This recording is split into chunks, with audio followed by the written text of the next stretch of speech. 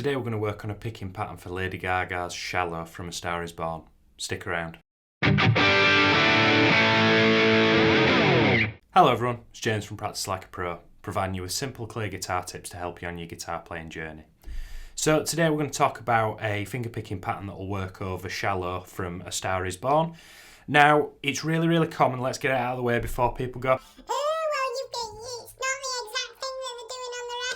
it's really common in fingerpicking songs that people tend to vary what notes that they pick because they're thinking of the chords as opposed to what strings they're plucking. Because if you play a chord, all of those notes are in the same key, so you can pick them in whatever order that you want.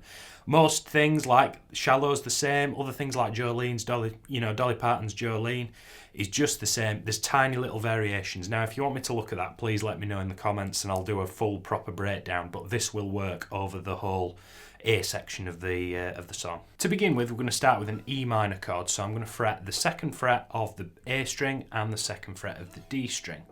I'm going to use my index, middle and ring fingers along with my thumb to pick all 4 notes in sequence. So I'm going to pick the low E string, then I'm going to pick the D, the G and the B with my index, middle and ring fingers.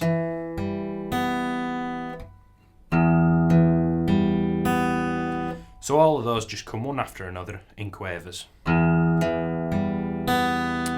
Now we're going to go to F sharp over D next. Now we need to play the bass note first before the rest of the chord. So as soon as I've finished that E minor chord, I take my thumb and I catch the bass note.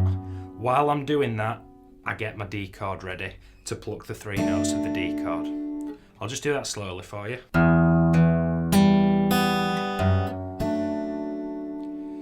And then to finish that top line, we're going to play a G chord, and I'm going to pick the lowest note, which in this case is the low E string on the 3rd fret. And just as I did with the D chord, I'm going to claw the G, the B and the high E at the same time. But we're not going to separate these two, we're going to play them together. So we've got E minor, F sharp over D, and then G. Now I know in a regular G chord, you have got the major 3rd here on the 2nd fret of the A string. Don't worry about that because you're only picking 4 notes of the chord and everything's there on these 3 fingers.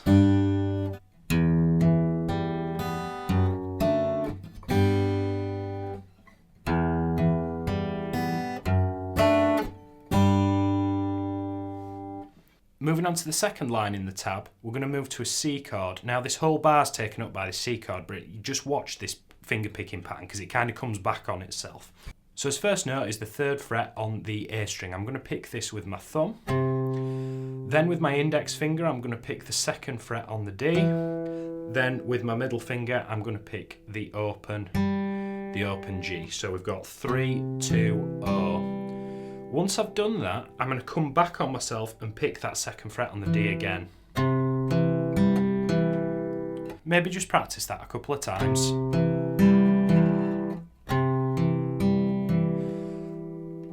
Then, with your ring finger on your picking hand, I want you to play the 1st fret of the B string.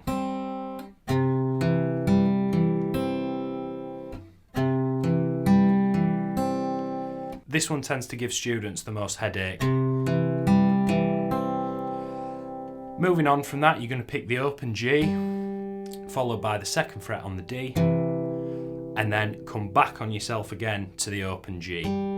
If I just count out the strings that you're supposed to be picking, nothing changes in your picking hand. So you've got A string, D string, G string, D string, B string, G, D, B. That's probably a good idea just to practice that one bar in isolation. In a previous video, I'll put a card up. I talked about practicing on the sofa, practicing fingerpicking patterns on the sofa. Something like this is a perfect exercise for you to just sort of get that muscle memory in your picking hand.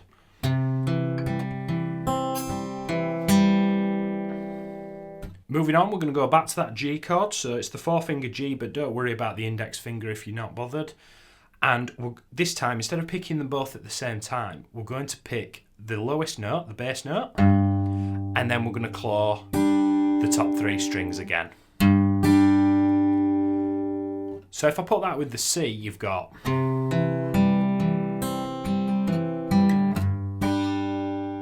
Now if you have a look at the tab, there's some crosses. Now what that means is we're actually going to hit the strings.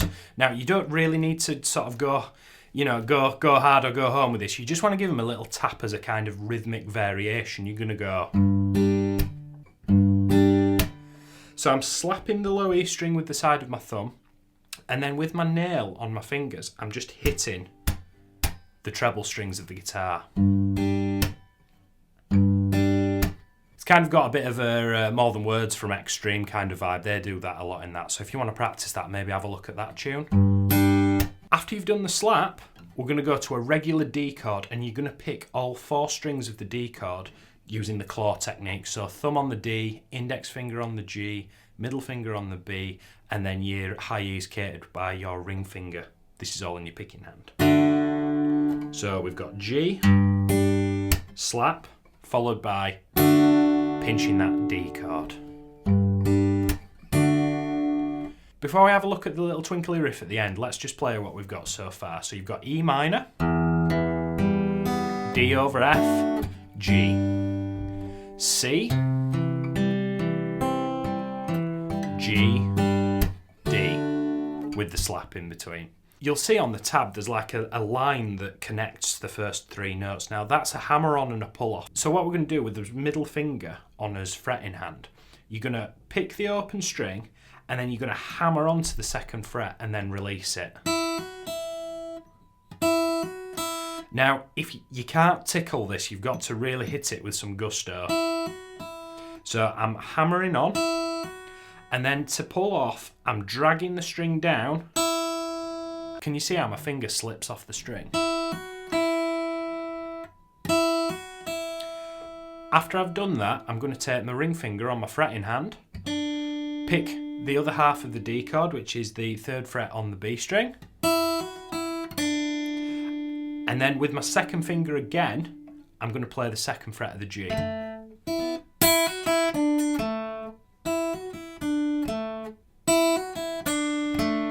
You've probably heard a couple of quite crass sounding notes as I've been picking through this. It's quite hard to go from playing big chords like that to really gentle single note stuff. You've got to, when you're playing the single note stuff, you've just got to pick it a little bit lighter, and it's quite easy to forget, hence why I'm doing it. Let's hear the whole thing together nice and slowly.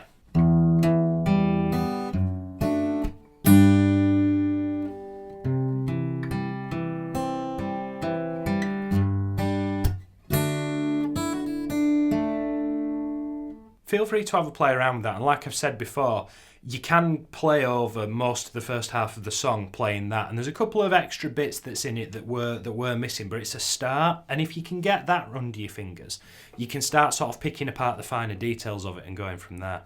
How are you getting on with that C chord in the 3rd bar? Please do let us know in the comments.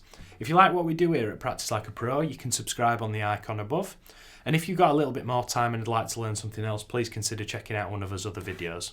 Thank you very much for watching, and keep practicing like a pro. Cheers.